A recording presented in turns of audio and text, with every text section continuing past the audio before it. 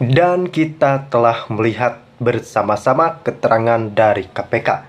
Hasto Kristianto resmi ditahan dan menggunakan rompi oranye khas KPK serta tangan di borgol. Waduh, ini benar-benar sesuatu yang cukup kita nantikan karena memang kita sangat-sangat geram ketika melihat seorang tersangka terus mengajukan gugatan pra-peradilan, kemudian menyeret pihak-pihak lain yang sebenarnya tidak ada kaitannya. Kita memang ditakutkan dijadikan sebuah polemik oleh oknum-oknum yang memang sengaja menunggu situasi chaos itu terjadi.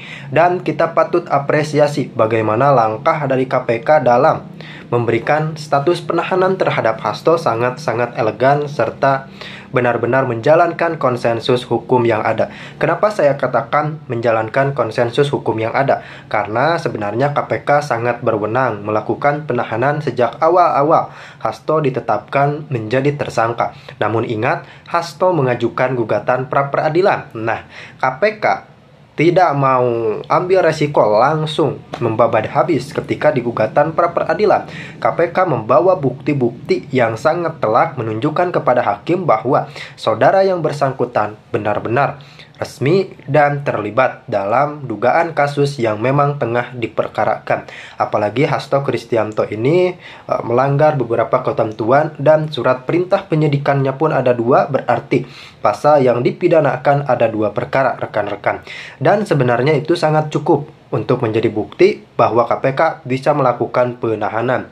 Dan untuk lebih memperjelas status hukum, KPK menyanggupi ajakan gugatan pra-peradilan kubu Hasto. KPK datang ke pengadilan, KPK memberikan bukti, kedua belah pihak telah memberi bukti. Namun, yang kita soroti dari kubu Hasto sendiri menyeret-nyeret bahwa Hasto mengkritik Pak Jokowi di akhir-akhir periodenya.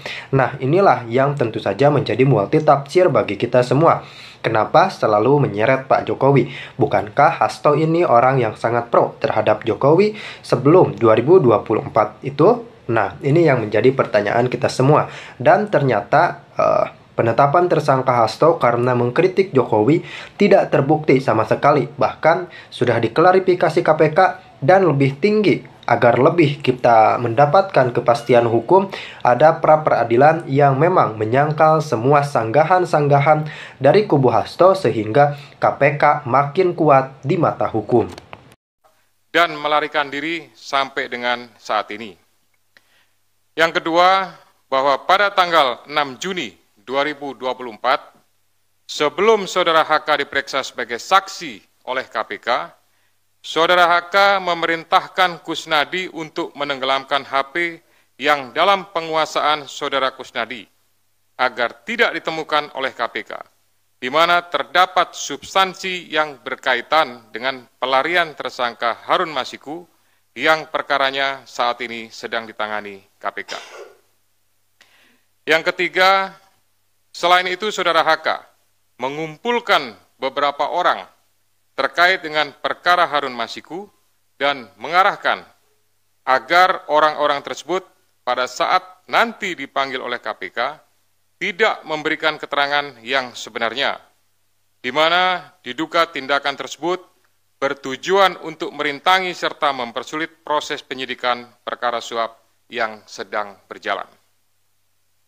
Bahwa sampai dengan saat ini penyidik telah melakukan permintaan keterangan sebanyak 53 orang saksi, 6 orang ahli, dan juga telah dilakukan kegiatan upaya paksa berupa penggeledahan di beberapa lokasi dan penyitaan dokumen, barang bukti elektronik, dan barang-barang lainnya. Guna kepentingan penyidikan terhadap tersangka HK, dilakukan penahanan 2025 sampai dengan tanggal 11 Maret 2025 dan penahanan dilakukan di cabang rumah tahanan negara dari Rumah Tahanan Negara kelas 1 Jakarta Timur. Terhadap perkara suap, yaitu bersama-sama dengan Harun Masiku dan kawan-kawan memberi sesuatu hadiah atau janji kepada Wahyu Setiawan selaku anggota Komisi Pemilihan Umum tahun 2017-2022 bersama-sama dengan Agustiani Tio F terkait penetapan anggota DPR RI terpilih 2019-2024 tetap dilakukan penyidik KPK pemberkasannya secara simultan. Demikian rilis yang dapat saya sampaikan. Selanjutnya nanti kita akan lakukan tanya jawab dan saya kembalikan kepada juru bicara. Silakan. Terima kasih banyak Bapak Ketua. Untuk itu kami persilahkan teman-teman jurnalis untuk bertanya seputar proses yang tadi sudah dijelaskan oleh Pak Ketua. Silakan. Iya, mau nanya dalam perkembangan kasus. Nama dan medianya ya, Mas. Saya Chandra dari Metro TV. Sebelumnya KPK pernah memeriksa salah satu politikus PDIP, Yasona Lawli. Nah, kalau nggak salah waktu itu hasil pemeriksaannya adalah dia juga terlibat dalam proses pengurusan dokumen yang dibutuhkan untuk terkait kasus Harun Masiku ini. Nah, kenapa dia tidak diproses sampai sekarang oleh KPK di proses hukum? Terus juga waktu itu ada salah satu caleg yang juga diurus sama Hasto, dia yang di Kalbar. Itu kenapa dia tidak dijadikan tersangka, tapi Harun Masiku dijadikan tersangka? Dan mungkin satu lagi, hingga kini perkembangan pencarian Harun Masiku seperti apa? Apakah masih ada jejaknya atau KPK sudah merasa dia hilang gitu? Di tematis. Ada lagi?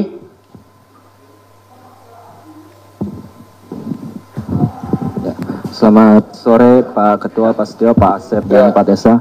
Saya Rian Pak, malam ya, dari CNN. Mau bertanya Pak, ini kan kalau untuk materi kayaknya udah kebuka semua oleh Biro Hukum di Praper kemarin Pak ya. Mau bertanya aja, soalnya kan kasus dari 2020 dan perintangan penyidikan dari lama. Apakah ada pihak lain, maksudnya penyidik akan mengusut pihak lain dalam proses-proses itu Pak. Yang kedua, nama-nama lain seperti yang sudah digadah, Jan Faris segala macam, apakah nanti akan diperiksa di perkara ini apa di HM Pak? Nah, yang ketiga soal HM sendiri Pak, mungkin informasi Pak, karena itu kan tugas atau PR besar dari kalian. Terima kasih. Harun Masiku. Oke. Baik, selamat sore Pak Ketua, Mas Esa, Pak Asep, saya Rahmat dari Merdeka.com. Terkait dengan, sebagaimana ketahui beberapa hari lalu juga, memang Pak HK ini kan mengajukan praper lagi ya ke Pengadilan Selatan. Nah, selanjutnya dengan sudah ditahannya Pak HK ini, apakah nanti untuk proses prapernya bakalan tetap berlanjut atau nanti pada akhirnya menunggu keputusan dari pihak PN Selatan? Terima kasih.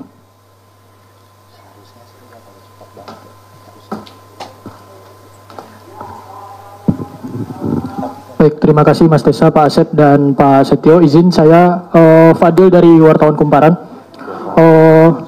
Mau bertanya terkait dengan kasus ini kan sejak mungkin terhitung sejak Pak Hasto ini ditetapkan sebagai tersangka, KPK terus melakukan pengusutan kasus mulai dari memeriksa sejumlah saksi terus menerus gitu. Dan bahkan sampai juga memeriksa seperti Yasona Lawli dan pejabat Dirjen Imigrasi dan saksi-saksi yang mungkin pernah jadi terpidana juga di kasus Harun Masiku. Apakah memang KPK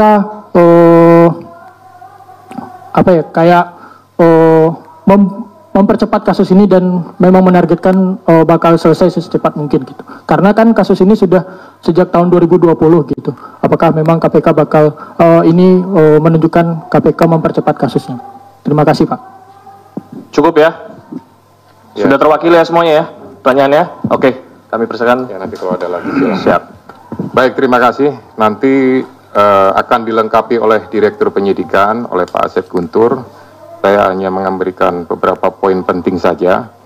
Yang pertama terkait pemeriksaan terhadap salah satu petinggi di lingkungan partai terhadap kepentingannya. Nah, ini tentu berkaitan dengan yang pertama adalah terhadap surat yang sudah dikirimkan saat itu. Ya, tentu penyidik memiliki kebutuhan untuk bisa memperjelas ya surat tersebut ditujukan untuk apa, maksudnya untuk apa, sehingga dari situ bisa menjadi sebuah rangkaian dan untuk memperjelas tentang kasus posisi yang ditangani.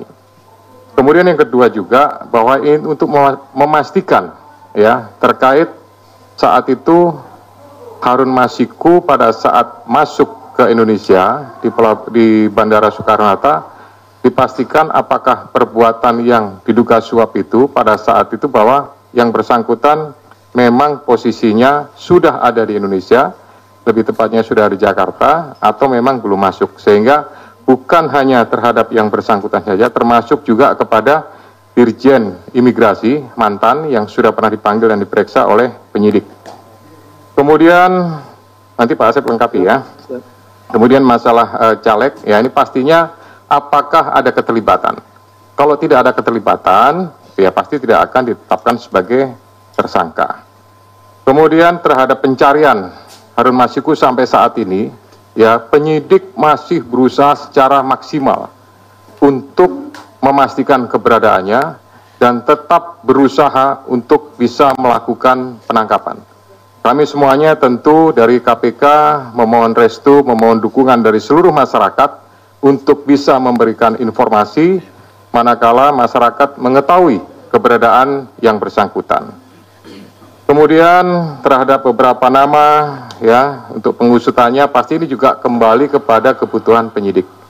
Manakala memang itu sesuai dengan apa yang dipersangkakan pasti akan dilakukan pemanggilan ya bahkan tidak menutup kemungkinan akan adanya proses lebih lanjut ya. Kemudian berhubungan dengan masalah praper ya. Praper ini adalah kewenangan dari pengadilan negeri ya untuk melakukan pemeriksaan terhadap beberapa hal yang berhubungan dengan proses penegakan hukum. Nah ini tentu apakah berlanjut dan lain-lain yaitu keputusan dari sana. Tapi pastinya dengan adanya gugatan tersebut kami dari KPK memerintahkan khususnya kepada Biro Hukum untuk mempersiapkan tim ya dan mempersiapkan materi jawaban sebagaimana yang sudah dilakukan pada praper sebelumnya. Untuk pemberkasan kita akan usahakan semaksimal mungkin ya. Manakala memang bisa diselesaikan dengan cepat, kita akan berusaha kita selesaikan dengan cepat ya. Tetapi prinsipnya adalah pemenuhan alat bukti berdasarkan keterangan saksi, kemudian keterangan juga tersangka dan barang bukti lainnya pastinya ini akan mendukung untuk proses pemberkasannya sampai kemudian nanti diserahkan atau dilimpahkan tahap 1 kepada pihak penuntut umum. Silakan Pak Asep untuk menambahkan. Bismillahirrahmanirrahim. Assalamualaikum warahmatullahi wabarakatuh.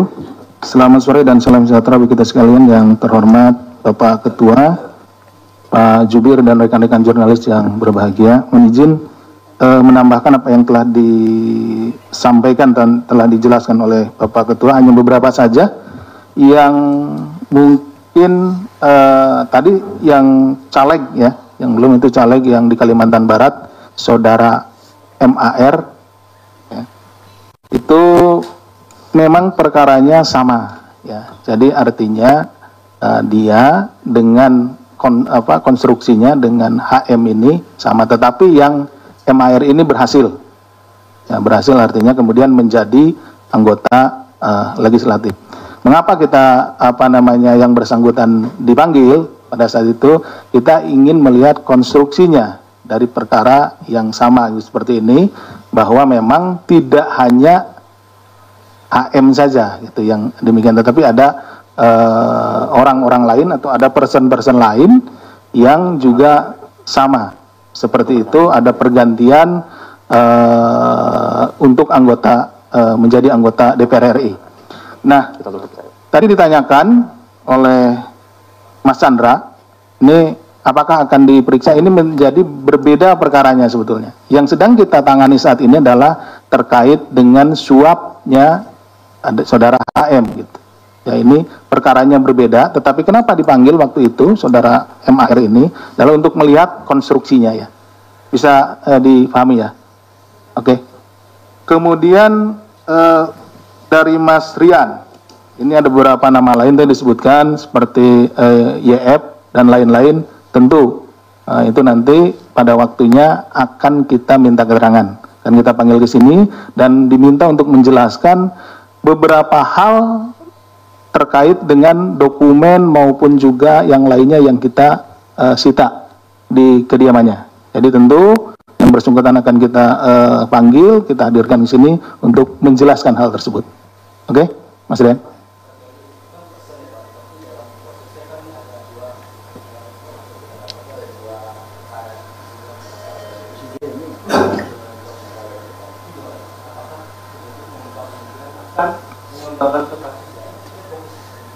Begini, kalau penanganan perkara tentu yang saat ini sedang kita tangani ini perkaranya yang Harun Masiku.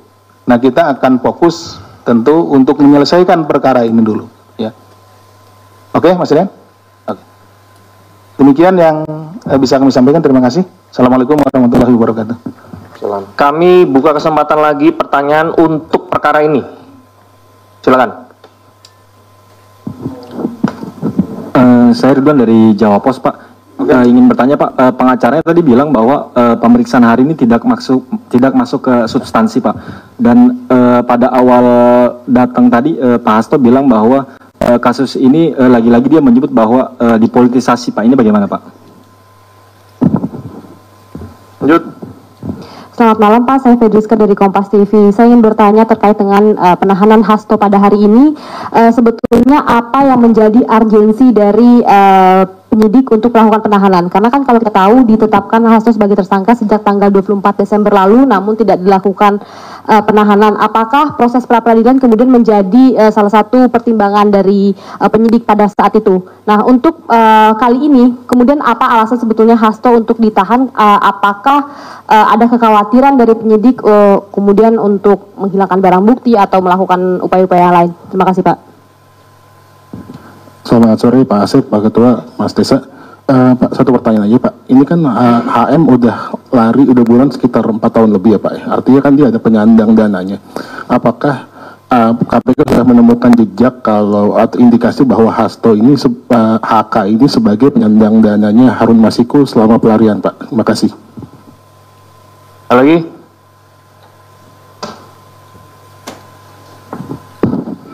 Selamat sore, saya Bayu dari Zinpo ID. Mohon izin Pak, mau bertanya terkait dengan masalah kasus Hasto yang di obstruction of justice. Kalau seandainya kita lihat konstruksi perkaranya obstruction of justice di sini kan adalah menghalang-halangi proses penyidikan. Sementara dalam prosesnya di situ, ketika ada penangkapan terhadap pihak-pihak terkait di kasus suap PAW, itu ada upaya dari internal KPK sendiri, which is di situ ada peran dari Pak FB, Ketua KPK sebelumnya, yang secara langsung melakukan konferensi pers sebelum ada penangkapan seluruh pihak yang terlibat. Nah, secara garis besar, apakah KPK akan membuka kemungkinan untuk memeriksa Bapak FB tersebut dalam kasus obstruction of justice?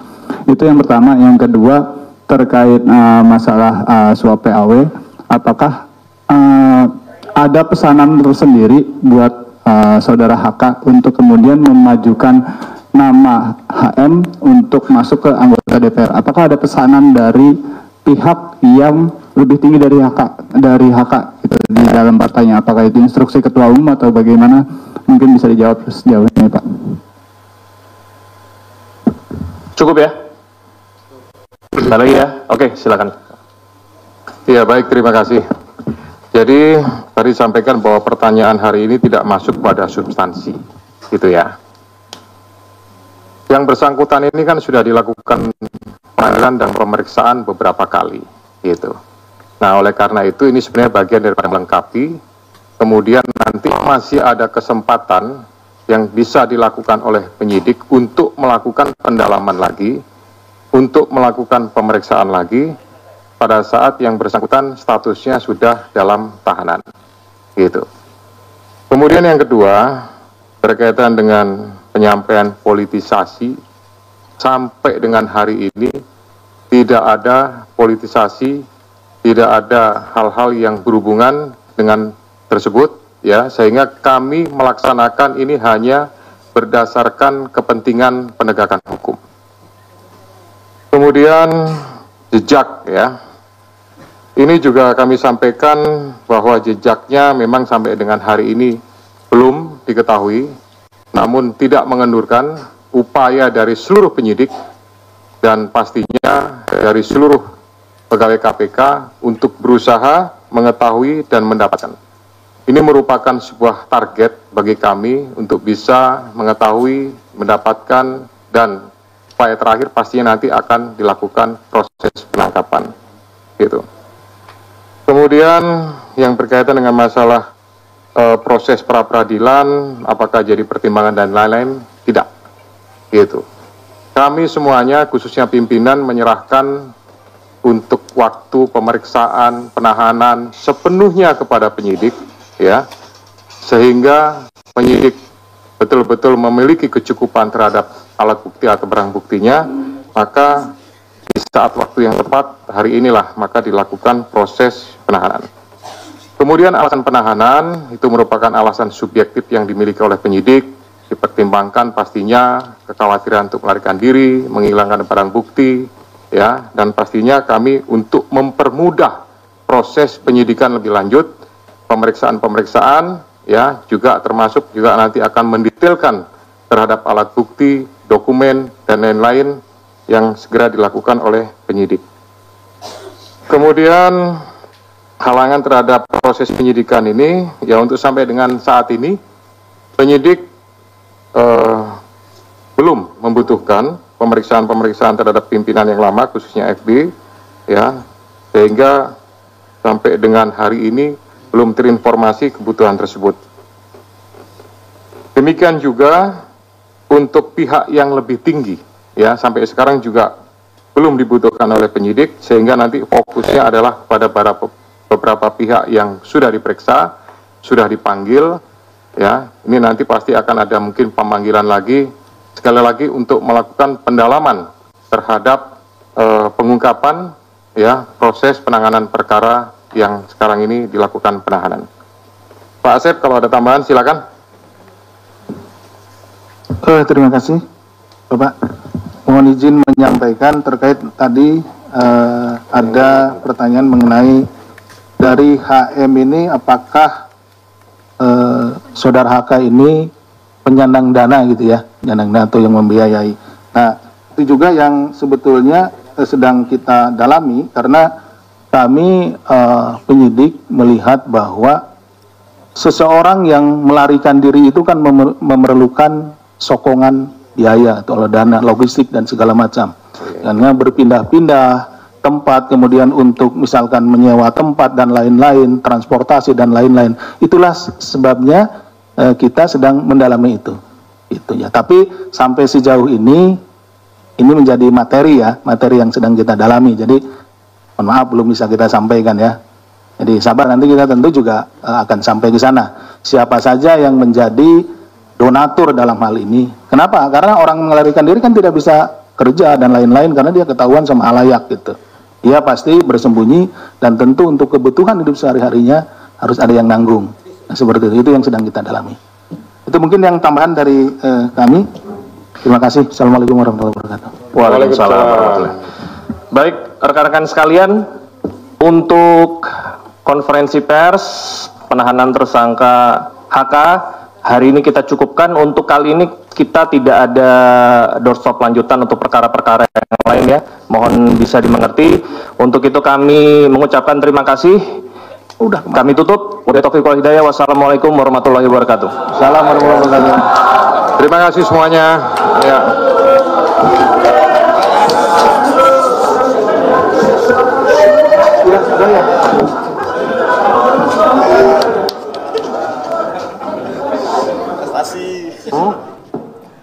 Ya pemirsa, baru saja selesai rilisnya